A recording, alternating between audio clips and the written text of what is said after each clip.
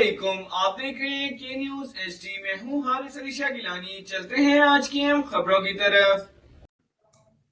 Pain Punjab chemical کی افتتاحی تقریب، صدر پاکستان تاجر گروپ محمد اکبر بٹ، محمد احسان مغل، امجد شاہ، رانا اخلاق کی خصوصی شرکت۔